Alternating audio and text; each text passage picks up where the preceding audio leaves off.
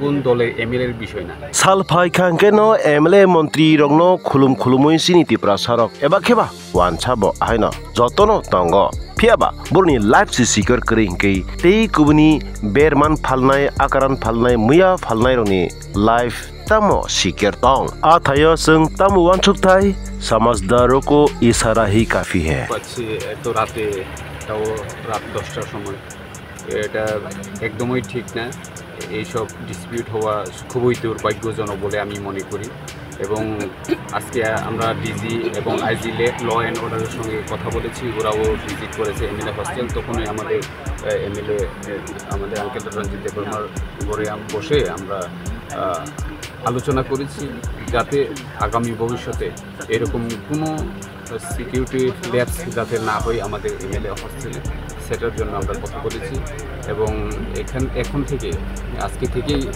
এই serious security ম্যাটারটা ওরা look after করবে এখানে আইজি ল অ্যান্ড অর্ডার যেহেতু আছেন উনিও আমাদেরকে এসিউরেন্স করেছে যে সিকিউরিটির ম্যাটারে আর কোনো প্রবলেম হবে না। কি বলেছেন এবং মুখ্যমন্ত্রী রিপ্লাইতে কি বলবেন? মুখ্যমন্ত্রীর কাছে আমরা যেটা ডিজি সাহেবকে বলেছি আমাদের সিকিউরিটির ম্যাটারটা ওটাই ওনাকেও বলেছি যে এরকম ঘটনা খুবই দুর্ভাগ্যজনক যে একটা এমএলএ হোস্টেল প্রোটেক্টেড এরিয়াতে কীভাবে এত রাতে সাধারণ জনগণ ঢুকে এভাবে এমএলএর সঙ্গে লাইফ থ্রেটেনিং দিতে পারে এই কোয়েশ্চেনটাই আমরা ওনাকে করেছি এবং উনিও অ্যাসুরেন্স দিয়েছেন যে উনি দেখবেন যে কীভাবে এটা হয়েছে এবং আইনের পথেই চলবে উনি এই কথাটা আমাদেরকে অ্যাসুরেন্স দিয়েছে। আমি আমার কোয়ার্টারের দরজার বাইরে আসলাম তো তখন 3-4 জন লোক একদম মদ সাথে তারা আমার ধমকি দিছে এবং আমার বিভিন্ন লাইফ থ্রেটনিং করছে আর আমার অনেকভাবে ধমকি দিছে। ওরা ভিতরে ঢুকলো কীভাবে এটা আমি কইতে পারতাম না বাট আই থিঙ্ক তারা একজনের কাছে মনে আছে আমার যে উপরের কোয়ার্টার তাই না এখানে মনে আছে। কার কাছে এটা? প্রমোদ গ্যাংয়ের কাছে মনে আছে। BJP MLA? হ্যাঁ বিজেপি। তারা কি মতো অবস্থা ছিল? হ্যাঁ টোটালি দে আর ইন মানে হাইলি ইনটক্সিকেটেড। তারা কি পলিটিক্যালি কিছু বলে মানে হুমকি দিয়েছে আপনাকে? বলে লাইফ থ্রেটনিং, হ্যাঁ আমাকে মারে ফেলবে এবং আমার মাথা কাটে রাখবে সেইভাবে 400-500 জন লোক আনবে সে আর। তারা কি আগে থেকে আপনাকে চিনতো বা আপনি চিনতেন? না না না। কয়জন ছিল তারা?